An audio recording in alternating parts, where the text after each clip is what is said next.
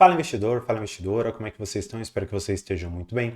E neste vídeo nós vamos falar sobre a Taesa, uma empresa que eu sei que faz parte de grande maioria de vocês, na medida que muitas carteiras que eu venho analisando, você vê lá posições robustas em Taesa, Transmissora Paulista, Banco do Brasil, BB Seguridade, empresas essas que quase nunca faltam numa boa carteira de dividendos. Só que hoje, será que a Taesa é uma boa empresa para você investir? Neste vídeo eu vou dividir em três partes. A primeira parte eu vou dar uma passada aqui pela mensagem da administração, falar um pouco de como foi esse segundo trimestre, vou falar também dos dividendos que a empresa vai distribuir e no final nós vamos aqui fazer uma pincelada no porquê que os resultados da Taesa têm melhorado, já dando um pequeno spoiler aqui para você. Mas vamos aqui para a mensagem da administração porque aqui tem muita coisa legal para a gente falar, tá bom? Bem, eles colocam aqui um crescimento anual expressivo no lucro líquido regulatório.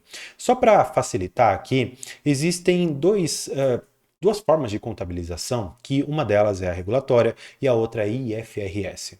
Só para a gente compreender a diferença, IFRS ele faz o cômputo das questões de construção. Então ele pega a construção e ele tira o CAPEX daquilo, a sua receita de construção e aí você tem um resultado um pouco mais inflado.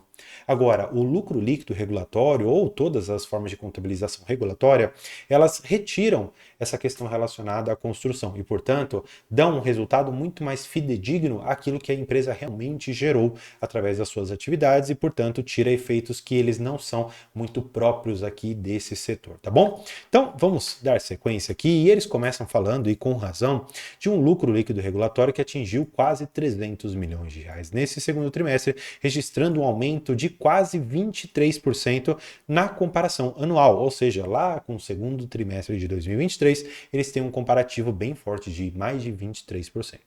Motivado, e aí aqui a gente tem alguns indicadores importantes. Melhora nos custos operacionais, resultado financeiro e imposto de renda e contribuição social. Só aqui você já começa a ter um pouco do cheiro do porquê que o resultado melhorou tanto. Porque de um ano para cá, eles não colocaram grandes construções de pé e, portanto, eles não têm recebido de um ano para cá grandes RAPs em melhoria aqui. Então, você vê que a eficiência que a empresa gerou foi através de outros lugares que não a sua operação, mas nós já vamos dar também uma passada aqui na operação da empresa que para o futuro tende a melhorar, tá bom?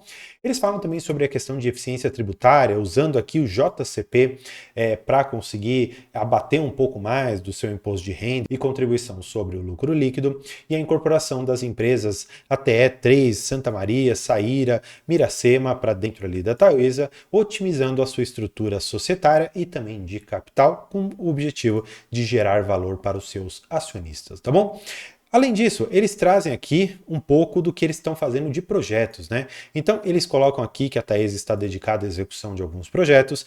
Ela diz que haverá a conclusão de alguns empreendimentos nos próximos 12 meses, portanto, até o segundo trimestre de 25 nós teremos aqui um incremento bem aproximado a esse valor aqui, tá bom? De 445 milhões de RAP. Não são todos que vão entrar em operação, só que existe a possibilidade de você ganhar a RAP parcialmente. Então, imagina que você tem ali três postes de transmissão. Não sou muito bom em desenho, mas vamos tentar fazer alguma coisa aqui para entender. Você tem que passar a linha por todos esses aqui. Só que você só conseguiu colocar essa primeira e essa segunda torres de pé. Quando você coloca essa disponibilidade de linha, você já começa a fazer jus aqui a uma RAP proporcional a esse trajeto que você trouxe de transmissão de energia, tá bom? Então, pode ser que não seja todo esse valor aqui de 445 milhões para o próximo ano, mas já é um valor que vai sim adicionar um pouco de receita para dentro da empresa. Agora, nós vamos falar, e aqui é o segundo ponto, em relação ao endividamento da empresa, e aqui eles me deram um sinal vermelho de um pouco de má fé aqui, para não dizer outra coisa, porque eu não gostei muito do que eles me disseram, mas vamos lá. Eles falam sobre o índice de dívida líquida EBITDA ajustado de 4 vezes. Pessoal, eu me recordo de algumas vezes os analistas falarem o seguinte: olha, para uma empresa de transmissão que tem um fluxo de caixa muito previsível, que tem receitas já contratadas por 30 anos, você ter uma dívida líquida EBITDA acima de 3 já começa a ser danoso para a empresa. Só para você ter um comparativo, quando você olha lá para a Transmissora Paulista, eles falam o seguinte, olha, se a nossa dívida líquida sobre EBITDA estiver acima de 3 vezes, nós vamos reduzir os dividendos que pagaremos para os acionistas. Claro, se existir a possibilidade de manter a estrutura de capital de forma saudável, pode ser que eles paguem ainda o mesmo valor, mas quando você ultrapassa aqui as suas 4 vezes, me parece que já fica estranho você dizer que isso aqui é compatível. E olha só o que eles falam aqui pra gente, e eu não engoli essa desculpa aqui deles. Eles dizem que eles reforçam que este nível é compatível com uma empresa de transmissão em crescimento. Calma aí, você quer me dizer que a empresa, já consolidada no setor que nem ela é de crescimento? Não sei não, viu? Aqui me soa um pouco estranho, mas vamos lá. E a nossa robusta e consciente geração de caixa é um diferencial importante para manter uma situação de caixa financeira aqui saudável e uma estratégia de longo prazo focada no crescimento. Quer dizer que a empresa é de crescimento?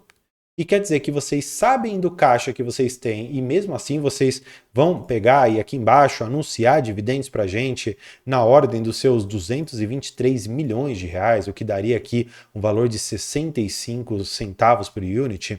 Só para você ter ideia, né? Aqui você pode, claro, colocar o seu preço médio, mas tem muitas pessoas com as quais eu converso que elas me trazem que o preço médio delas está ali na casa dos seus 35 reais.